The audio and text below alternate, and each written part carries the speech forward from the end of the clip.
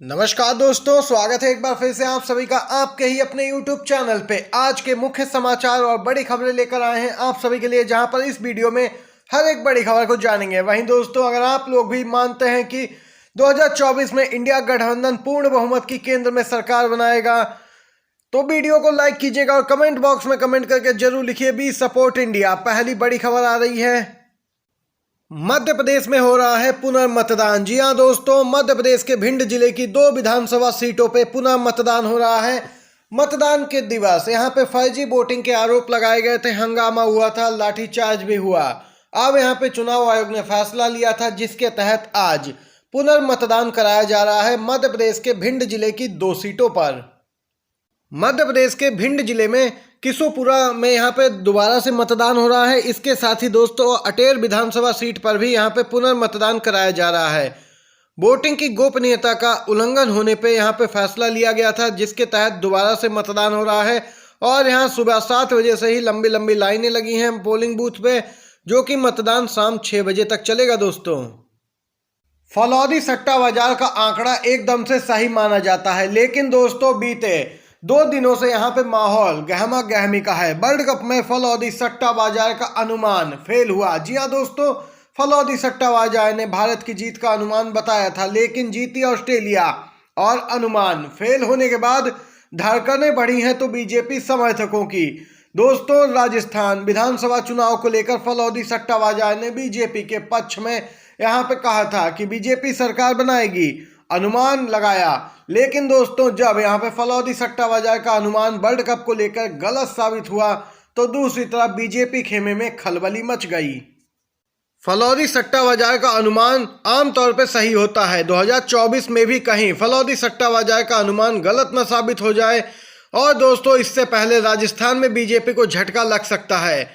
BJP को 110 सीटें मिलने की फलौदी सट्टा बाजार ने संभावना जताई थी और कांग्रेस को 70 सीटें मिलने का अनुमान।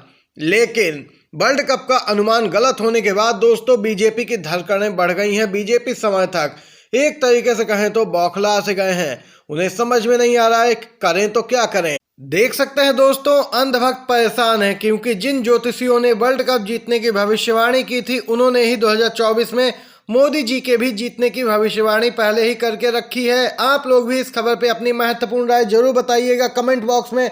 अगर आपको वीडियो पसंद आ रहा हो तो एक लाइक जरूर ही कीजिएगा। अगली खबर की तरफ चलते हैं। 5 राज्यों में विधानसभा चुनाव के तहत 2 राज्यों में मतदान शेष है, राजस्थान और तेलंगाना। बीजेपी परिवारवाद का मुद्दा उठा रही है, कांग्रेस को घेरने का प्रयास कर रही है। राहुल गांधी पहले ही जवाब दे चुके हैं, लेकिन अब पवन खेड़ा ने आके नया खुलासा कर दिया है। कांग्रेस नेता पवन खेड़ा ने घेरा है बीजेपी को और कहा है कि जिस जय शाह को 10 साल पहले खुद मोदी जी भी नहीं जानते थे, आज उसको बीसीसीआई में बैठा रखा है, क्योंकि वो गृह मंत्री अमित शाह का बेटा जो है। इंडिया ऑस्ट्रेलिया के वर्ल्ड कप फाइनल मैच के दौरान मोदी जी भी गए थे स्टेडियम में और स्टेडियम में जय शाह के साथ बैठे नजर आए थे। और कांग्रेस पार्टी का कहना है कि आज ये लोग हमें परिवारवाद पे ज्ञान दे रहे हैं। पवन खेड़ा ने कहा है कि केंद्र में इंडिया गठबंधन की सरकार बनने के बाद सबसे पहला एक्शन इसी परिवारवाद पे लिया जाएगा। इशारों ही इशारों में जय शाह को निशाने पे रखा है पवन खेड़ा ने। दोस्तों, स्पष्ट है बीसीसीआई में जय शाह की एंट्री कैसे हुई और उन्हें कितने लाभ के पद दिए गए हैं, इसकी भी जांच कराई जाएगी। ये अपडेट निकल के आई है। दोस्तों, एक और खबर की तरफ चलते हैं।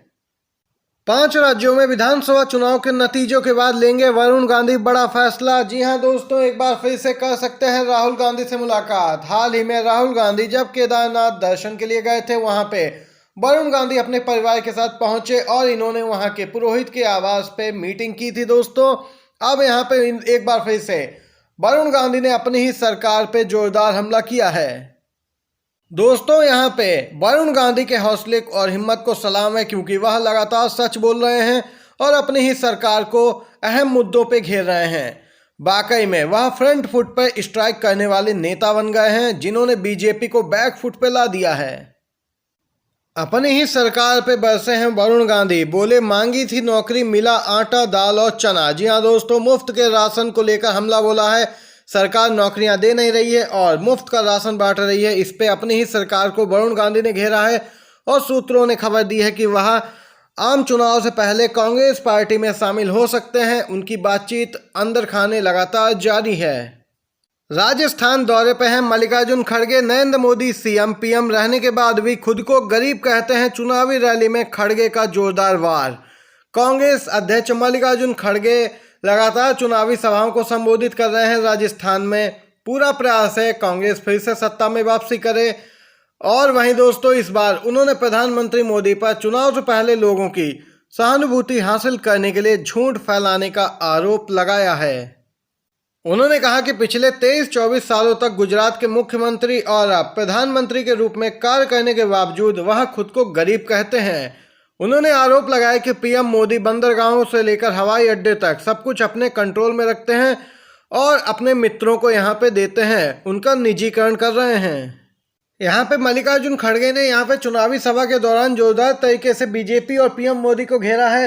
दोस्तों, आप लोग भी खबर को लेकर अपनी राय जरूर बताइए कमेंट बॉक्स में। एक और अपडेट आ रही है दोस्तों, वन नेशन वन इलेक्शन से संबंधित खबर निकल के आई है। पूर्व राष्ट्रपति Ramnath Kovind one nation one election की समिति की अध्यक्षता कर रहे हैं और उनका ही बयान निकल के आया है। वन नेशन वन इलेक्शन से सरकार के खूब पैसे बचेंगे। अगर एक देश एक चुनाव लागू होता है तो पैसे की बचत तो होगी ही, इसका फायदा जनता और सरकार दोनों को ही मिलेगा।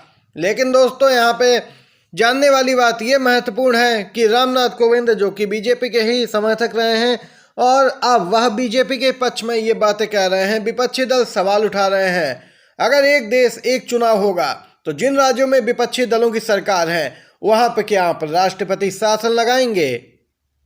रामनाथ कोविंद का कहना है केंद्र में चाहे भाजपा हो या कोई और दल, इसे फायदा मिलेगा ही जरूर, जनता को भी लाभ होगा। लेकिन दोस्तों, उन्होंने यह नहीं बताया है कि जनता को इसमें किस प्रकार का लाभ होगा।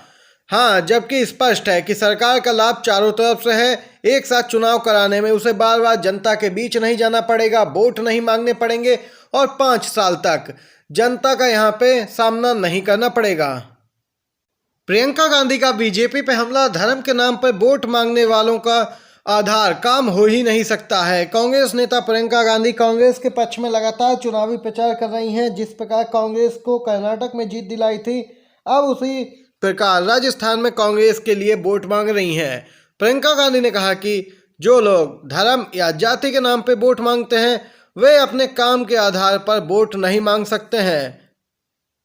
उन्होंने लोगों से जागरूकता के साथ और सरकार के काम के आधार पर मतदान करने की अपील की। उन्होंने यह भी कहा कि राजस्थान में कांग्रेस के नेता और कार्यकर्ता एकजुट होकर चुनावी रणभूमि में उतरे हैं, जबकि यहां भारतीय जनता पार्टी पूरी तरीके से बिखरी हुई है। प्रियंका गांधी ने आरोप लगाया कि भाजपा की नीति बड़े बड़े उद्योगपतियों को फायदा पहुंचाने की है, वह गरीबों और मध्यम वर्ग के बारे में नहीं सोचती है, उनके बारे में कांग्रेस पार्टी ही सोचती है। ये आज की बड़ी खबरें दोस्तों और मुख्य समाचार थे जो इस वीडियो में आप सभी ने जाने हैं। वीडियो पसंद आया हो आपको तो लाइक कीजिएगा, शेयर कीजिएगा अपने सभी दोस्तों में भी। आप सभी का वीडियो देखने के लिए बहुत बहुत धन्यवाद। जय हिंद।